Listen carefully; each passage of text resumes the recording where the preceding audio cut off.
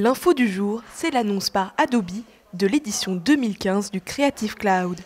Le Creative Cloud réunit Photoshop, Illustrator, After Effects et beaucoup d'autres, des logiciels destinés au monde de la création, photographie, vidéo ou art graphique. En tout, plus de 25 logiciels et applications mobiles, tous disponibles dans le même abonnement. L'une des grandes nouveautés cette année, c'est le lancement d'un nouveau service, résultat de l'acquisition de Fotolia, et baptisé Adobe Stock. C'est une banque d'images en fait, avec plus de 40 millions d'images qui vont être accessibles pour les membres du Creative Cloud. Alors ça marche en fait par le biais d'un moteur de recherche. Tu cherches une image sur Paris, là tu vas avoir des milliers de photos. Tu dis ah, celle-ci m'intéresse, j'ai envie de télécharger une version mais de prévisualisation, pas la version définitive. Et elle va apparaître dans ton Photoshop, ton Illustrator directement. Tu vas pouvoir commencer à la retoucher. Et si elle te convient, tu dis ok, je vais acheter les droits pour utiliser cette photo sans quitter Photoshop et ça va te récupérer la version définitive. Donc il y a des formules d'abonnement, hein, c'est un service qui est payant et pour les membres du Creative Cloud c'est une offre très attractive, il y a un discount de 40%, donc on pense que ça va avoir beaucoup de succès. Jusqu'à maintenant, le Creative Cloud s'appuyait déjà beaucoup sur le stockage des données dans le nuage.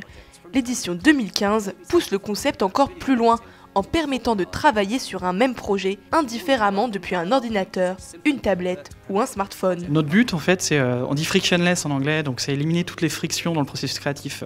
Quand tu captures des éléments dans la vraie vie, tu as peut-être un téléphone, avant c'était un carnet de croquis, ou même toujours, et puis tu peux capturer, par exemple, vectoriser automatiquement à partir de la caméra de ton téléphone ou de ta tablette, et puis avoir un vecteur qui va être tout de suite capturé des couleurs, des brosses Photoshop, faire un croquis sur des applications, et tout ça va être connecté directement dans tes logiciels, et c'est partagé, collaboratif.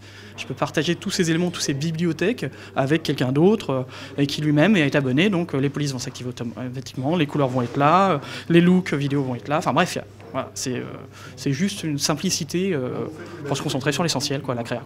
Les mises à jour liées au Creative Cloud 2015 concernent 15 logiciels, parmi eux After Effects, l'un des logiciels d'effets spéciaux de référence. Cette nouvelle version propose un nouveau système de suivi automatique des visages, un suivi qui peut même se concentrer sur des détails comme les paupières ou les joues. Mais la nouveauté la plus flagrante concerne la prévisualisation, de plus en plus proche du temps réel. Alors dans After Effects, il y a un gros travail qui est fait sur le moteur. Avant, on avait de la RAM Preview, on lançait la RAM Preview pour voir la composition, après pouvoir la relire, et dès qu'on faisait une modification, il fallait relancer la RAM Preview. C'est vraiment lourd et on a beaucoup de remarques là-dessus. Maintenant, avec le nouveau moteur, il n'y a plus de RAM Preview, on appuie sur Play.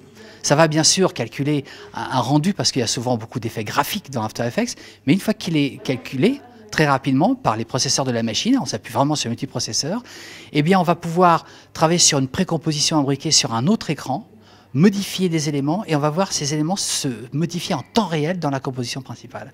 Et ça apporte une souplesse, une rapidité, une précision de travail qui était inégalée jusqu'à présent dans After Effects. En ce qui concerne Premiere, les monteurs vidéo des chaînes info devraient adorer la nouvelle fonction de morphing qui promet de rendre quasi invisibles les coupes au milieu des interviews.